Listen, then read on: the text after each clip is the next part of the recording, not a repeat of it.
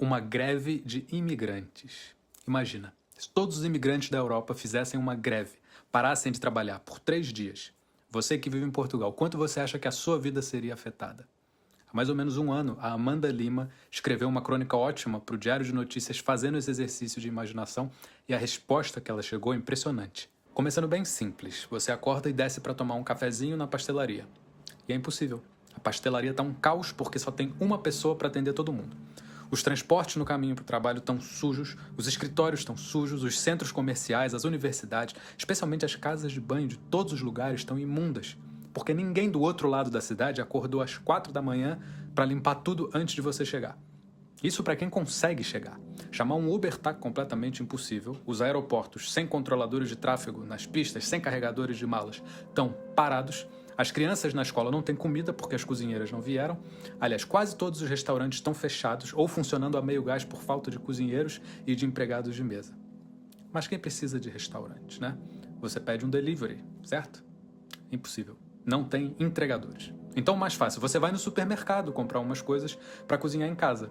E as prateleiras do supermercado estão vazias, porque os repositores não vieram. Para quem vive de turismo, a coisa está ainda pior. Um mar de cancelamentos de reservas, porque os hotéis todos não têm pessoal para arrumar e limpar os quartos. Isso para não falar nos voos cancelados e nos restaurantes fechados. E esse foi só o primeiro dia. Nos dias seguintes começou a faltar comida a sério. Legumes e frutas, não havia quem colhesse, quem transportasse, lixo se acumulando em todos os edifícios da cidade e pior, você de repente começou a ficar sem informações sobre o que estava acontecendo. Os sistemas informáticos falham porque não tem mais técnicos de manutenção. As pessoas vão ficando sem TV, sem internet e quando vão tentar ligar para a operadora ninguém atende. Os atendentes não vieram trabalhar. A economia fica completamente travada, as empresas e o Estado tomando um prejuízo monstruoso a cada hora que passa. Parece um cenário de apocalipse, mas são só 3 dias sem imigrantes na Europa. Sem os asiáticos, sem os latino-americanos, sem os africanos, a Europa já não é economicamente viável. Bom, na verdade, nunca foi, porque a riqueza que ergueu os impérios europeus veio de lá das colônias. Mas não é esse o ponto aqui. O ponto é que nem sequer devia ser preciso a gente dar esse argumento prático, econômico, para justificar que as pessoas sejam simplesmente respeitadas. A gente sabe que em Portugal, por exemplo, os imigrantes têm uma contribuição proporcional muito superior à dos portugueses para a seguridade social. Os imigrantes dão à segurança social 7 vezes mais do que recebem. 10% da população em Portugal é imigrante. E esses 10% garantem sozinhos o pagamento de 17% das aposentadorias no país. Mas então é por causa disso que a gente precisa ser respeitado? É claro que não. O valor de uma vida não pode ser medido em números, não pode ser medido pelo dinheiro que ela produz. Uma vida é uma vida.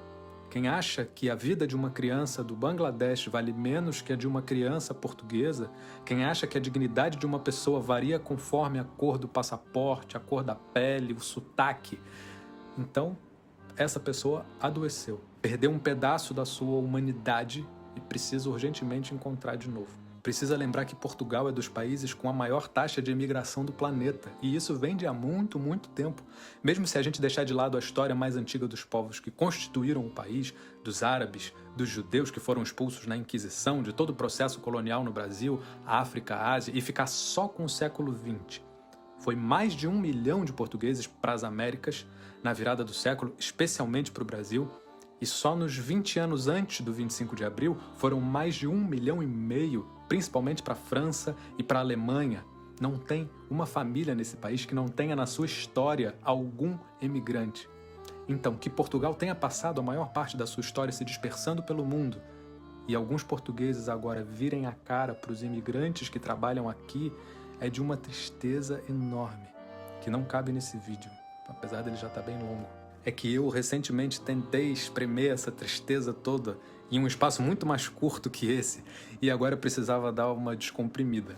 O que eu tentei fazer foi uma música de 3 minutos que contivesse essa mensagem toda que eu falei aqui.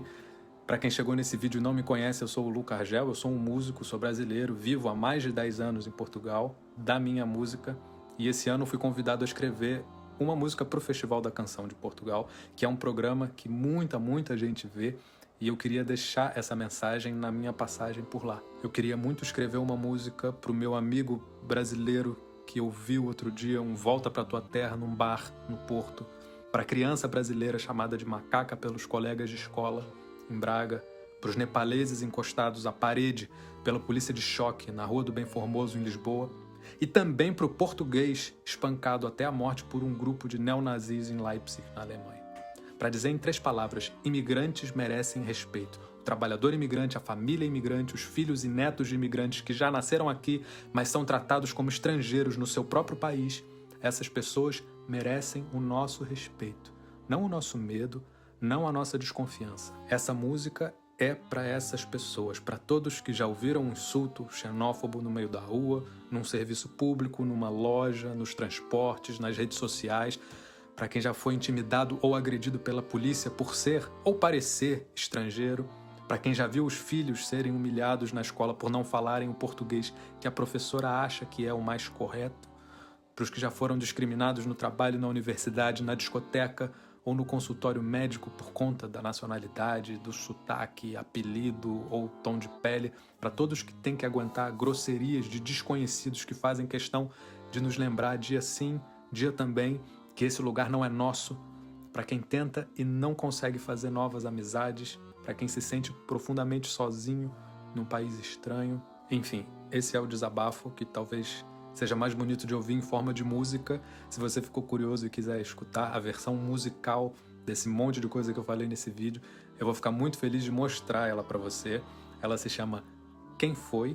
Eu vou, nesse fim de semana, subir no palco do Festival da Canção para defender essa música, mas ela já está em todas as plataformas digitais. Se você deixar um comentário aqui nesse vídeo, eu te mando o link para ouvir. E se você ouvir e quiser partilhar a música com um amigo, uma amiga que você acha que precisa ouvir essa mensagem também, aí eu vou ficar mais feliz ainda, porque a gente precisa agitar consciências, espalhar a palavra. Essa onda de violência xenófoba precisa mudar.